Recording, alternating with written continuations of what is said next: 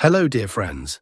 Today is August 2nd, 2025, and this is the traditional overview of the Frontline map. As of today, the main changes continue to occur on the South Donetsk and Pocrsk fronts. There are also updates from the Oriciv direction. Additionally, there are developments on the Costantinovka and Civk directions, as well as reports from the Kupansk axis. On the Sunumi front, the situation has changed in favor of the Ukrainian army. We will discuss and visually examine all of this in today's video. But before we begin, as usual, I kindly ask you to subscribe to the channel. As you know, your support really helps the development of this project. Thank you to everyone who has already subscribed. Let's begin with the Kherson direction.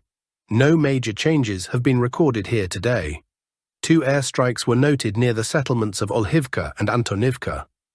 Russian forces continue expanding their control around Pridniprovsky. The Ukrainian side reported repelling around 5 attacks by the Russian army. Across the entire contact line, FPV drones are actively being used. Over the past 24 hours, approximately 180 FPV drone strikes targeted Ukrainian positions.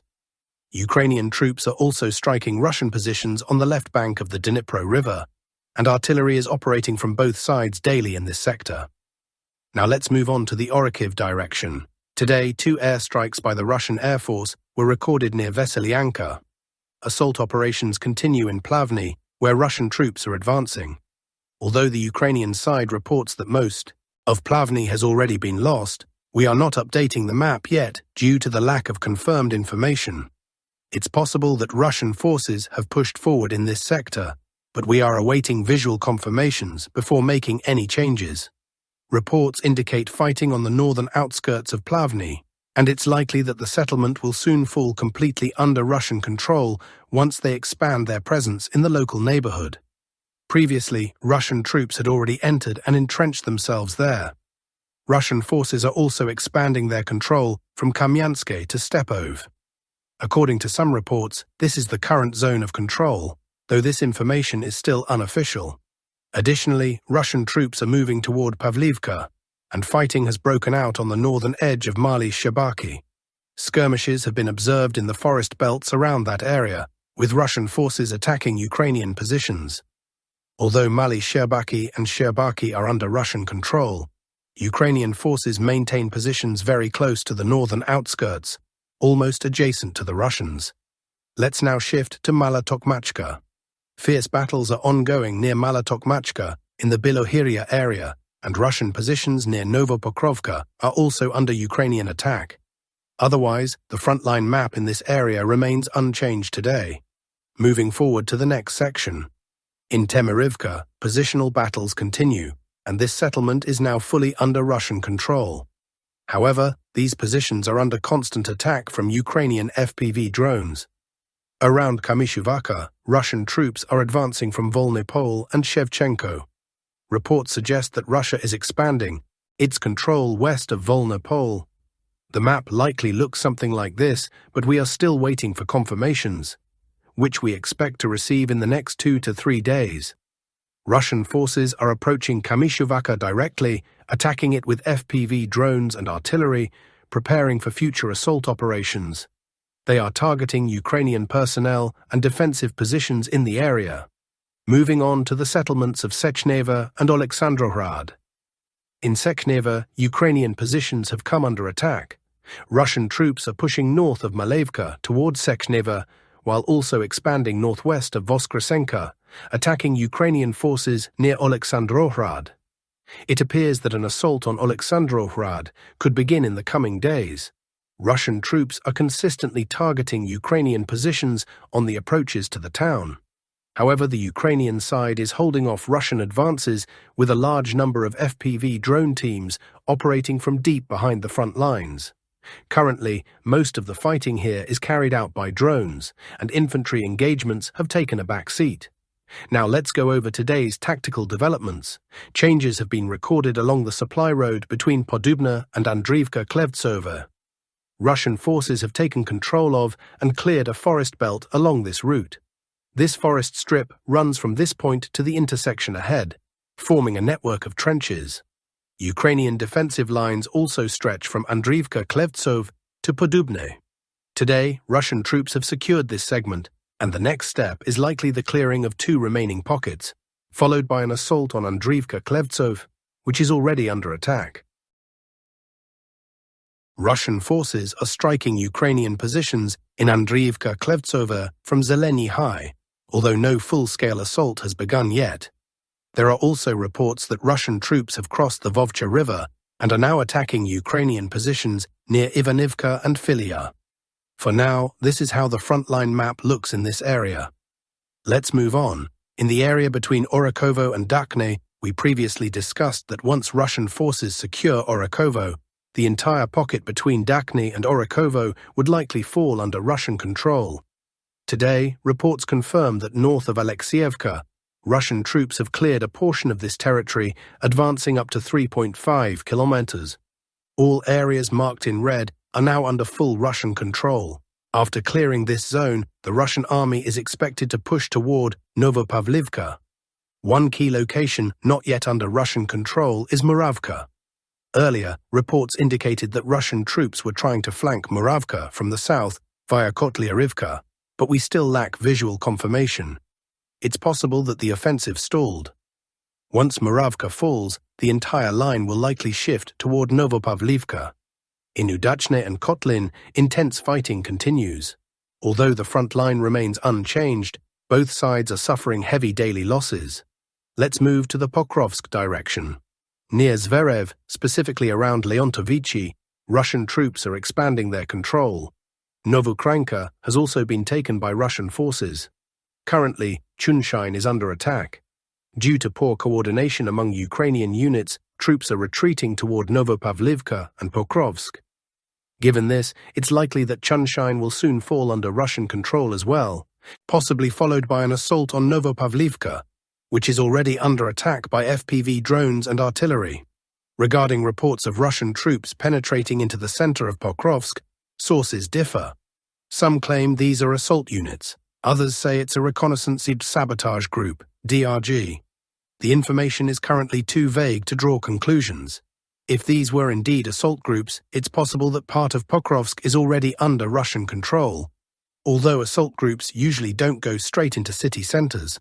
A similar case was seen in Sudzha, where Russian troops used a pipeline to enter the town center and launched an offensive from there.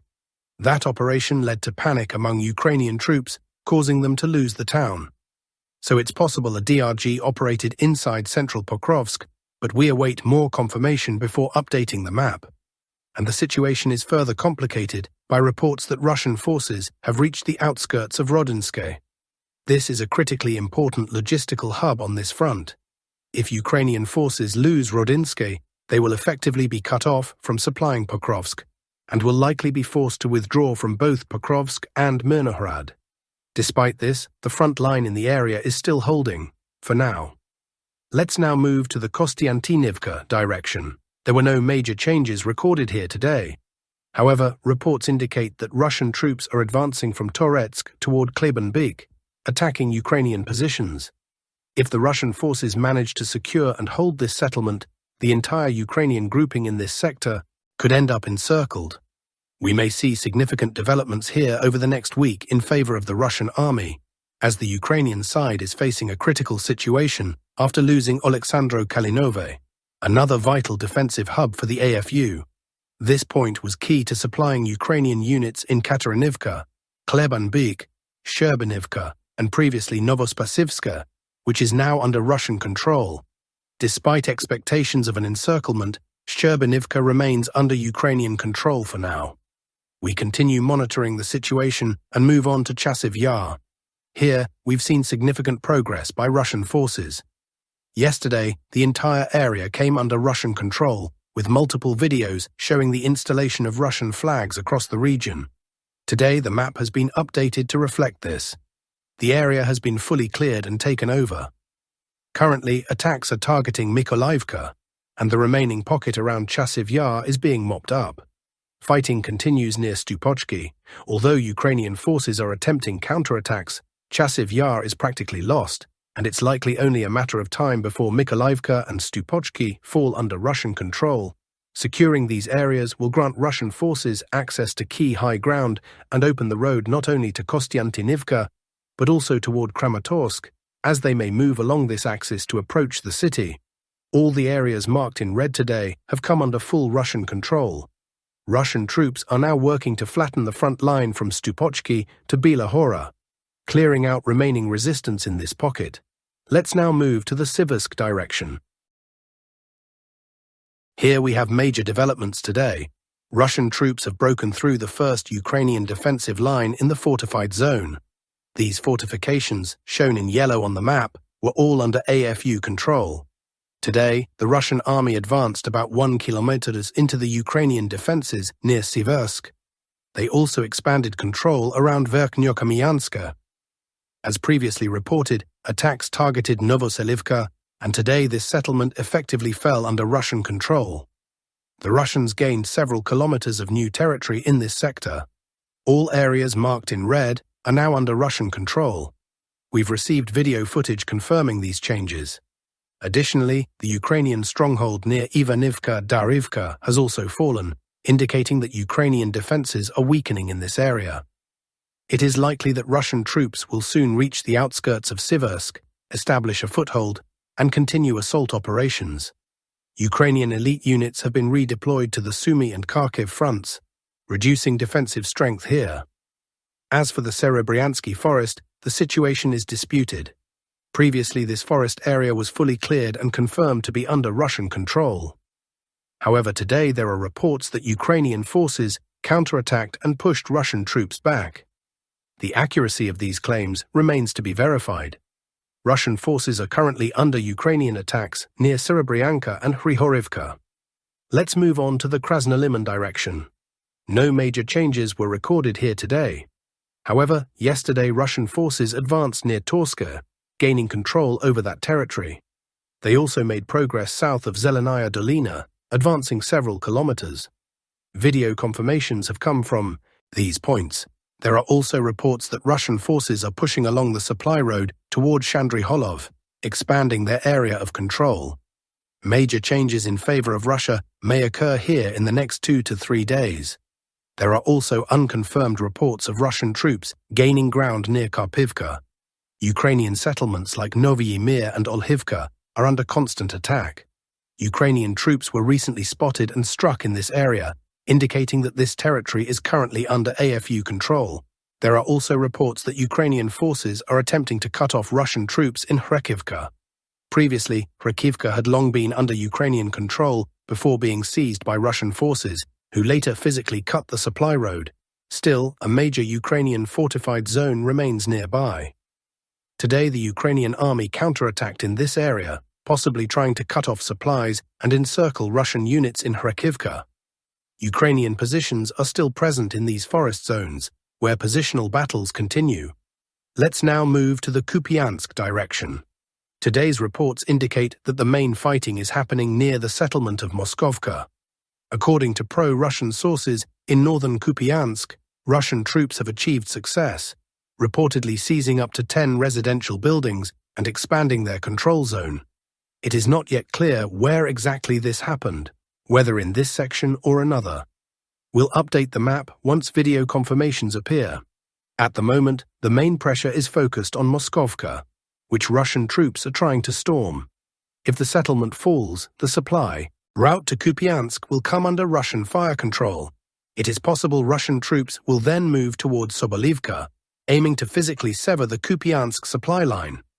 If successful, the entire Ukrainian grouping in Kupansk, including forces on the opposite bank of the Oskil River, could be cut off from supplies. There are also minor advances south of Stepova-Novoselivka, where Russian forces moved forward by 700 meters. The area marked in red is now under Russian control. Earlier, there were reports that Stepova-Novoselivka had been taken by Russian troops, but we still have no confirmed evidence. Even now, there is no visual confirmation, although multiple claims have been made. There were also rumors of Russian attacks toward Pischane, but this information turned out to be premature. Currently, we only have visual confirmation from this sector. It's likely that a supply road to Stepova-Novoselivka runs through this zone, and Russian troops have now taken it under direct control. We expect video evidence of full control over Stepova Novoselivka to surface in the coming days. As of today, that's the situation in this area. Positional battles continue near the settlements of Kamyanka, Krasne Pershe, Dvorichanska, and Kolodizne. Let's move on to the Sumy direction. Before that, a brief note on Vovchansk. Fierce battles are taking place there. Ukrainian forces are trying to retake lost ground, but all counterattacks have been repelled. Previously, Russian forces crossed the Siversky Donetsk River and captured the adjacent forest belts. Ukrainian troops are trying to counterattack in that direction, but these efforts have been unsuccessful. Positional battles continue near Liptsy. Now to the Sumy axis, where elite Ukrainian units have been redeployed to seize Kostantinovka, Alexeyevka, and to stabilize the front line. Today, Ukrainian troops achieved some success, potentially significant, considering the recent territorial losses. Several videos have emerged showing Ukrainian advances. They reportedly pushed forward by 2 kilometers, taking control of the yellow-marked area on the map. Just yesterday, another area nearby was shown to be under full AFU control, and today an additional section has come under their control. Ukrainian forces are now trying to cut off the Russian group in Alexeyevka. Previous attacks in that direction were repelled, but now elite AFU units have been deployed to capture both Alexeyevka and Kostantinovka. The main push is currently focused on Alexeyevka, with the goal of physically severing supply lines and encircling the Russian troops there. In the Unikivka area, Ukrainian forces have lost around 10 assault groups in the last 24 hours. Some Ukrainian soldiers in Unikivka have been cut off from supplies.